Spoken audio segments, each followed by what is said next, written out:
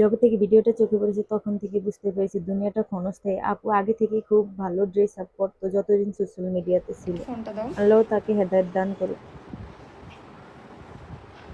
আমার কথা কি আপনারা একটু জানাবেন? আমি আপনাদেরকে দেখাই। এই যে এইটাতে আমি হচ্ছে রিলস দিতাম, যে এটাতে 6,04,000 ফলোয়ার। এটাতে আর কোনো ভিডিও নাই, আমার আর কোনো ভিডিও নাই। আমি সব কিছু এক রাতে বসে বসে সব ডিলিট করছি। আমি এক রাতে বসে সব ডিলিট করে দিছি এবং ডিলিট করার পর আমি অনেক শান্তি পাইছি। আমার ইউটিউব ছিল, ইউটিউব থেকেও আমি আমার প্রত্যেকটা ভিডিও ডিলিট করছি। ফেক পেজগুলো বা ফেক জিনিসগুলো তো আমি সরাতে পারছি না, তবে আমার দিক থেকে আমি সব করে দিছি, ক্লিয়ার করে দিছি। যারা আমার টিকটক দেখছেন, আমার টিকটক অ্যাকাউন্টে ঢুকলেও দেখবেন আমার টিকটকের আমি সব টিকটক ডিলিট করে দিছি। আমি এক রাতে বসে থেকে আমি সারা রাত মিলে আমি সব কিছু ডিলিট করে দিছি। তো আসলে আমি জানি না কতটুকু কথা বলতে পারবো।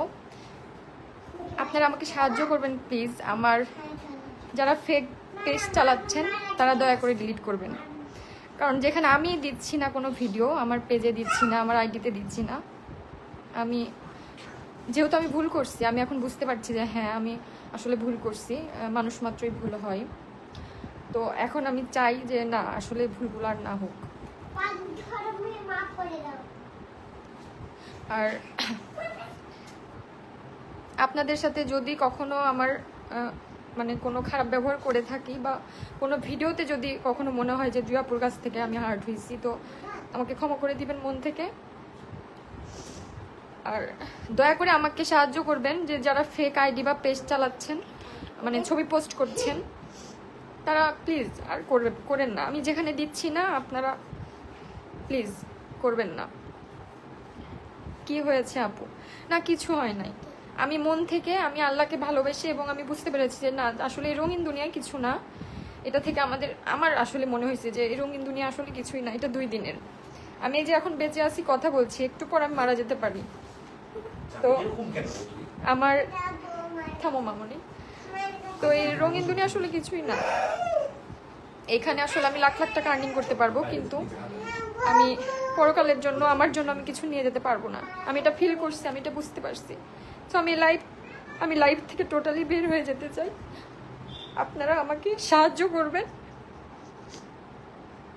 সরি।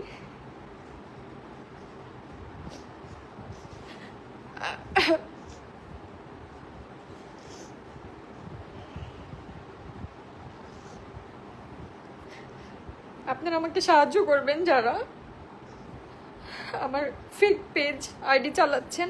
প্লিজ প্লিজ তারা আর ভিডিও বা ছবি কিছু দিয়েন না যেখানে আমি দিচ্ছি না। আমি সব কিছু ডিলিট করেছি। আমার পেজ এত বড় পেজ, যেখানে আমি লাখ লাখ আর্নিং করছি, আমার সেই আর্নিংয়ের কোনো চাহিদা নাই। আমি সেইখান থেকেও লিভ নিছি। আমি সব কিছু ডিলিট করে দিব পেজ থেকে। আমি আপনাদের সাথে জাস্ট শর্ট একটা লাইক করতে চাচ্ছিলাম। আপনার ভাইও বলছিল যে যারা তোমাকে এতদিন একটা সুন্দর সাপোর্ট দিয়েছে, তাদেরকে বলে এখান থেকে বিদায় নাও। দেখা যাচ্ছে আমি অনেক খারাপ সিচুয়েশনে একটা সময়। আসলে আমার যখন বেবি হয় তখন আপনার ভাইয়া পড়াশোনা করতো, স্টুডেন্ট। কি করবে সে রেস্টুরেন্টে জব করছে, 8,000 টাকা বেতন ছিল। তো সেটা নিয়ে আমার বাচ্চা বা আমরা চলতে পারতাম না। আমি সব কিছু বলবো না, ডিটেলে কিছুই না। তো তারপর আমার মনে হয়েছে আমি যদি কিছু একটা করতে পারি, তার পাশে থাকতে পারি, হয়তো বা ভালো হবে। দেন এই লাইফে আমার আশা অ্যান্ড এখানেই স্টার্ট করা। এছাড়া আমার কোনো ইচ্ছা ছিল না কোনোদিনও আমি এখানে আসলে কন্টিনিউ করব। আমার 1 বছরের জার্নি। তো আমি যতদিনই করছি আমি এটা ফিল করছি যে না, আমার খুব তাড়াতাড়ি বাদ দিতে হবে এটা, খুব তাড়াতাড়ি। আর হ্যাঁ, আমার পেজে মনিটাইজেশন ছিল না। আমি যখন কন্টেন্ট মনিটাইজেশন আসছে তখন আমার পেজে আমি মনিটাইজেশন পাই। এতদিন কিন্তু আমি কোনো লাখ লাখ টাকা আর্নিং করিনি পেজ থেকে। আমি কষ্ট করে আমি প্রমোশন কাজ করছি, সেই প্রমোশন কাজের যে আর্নিং সেটাই আমি রাখছি। এই ব্যতীত আমার পেজ থেকে লক্ষ লক্ষ টাকা আমি আর্নিং করিনি। একদম সত্য কথা আপনাদেরকে বললাম।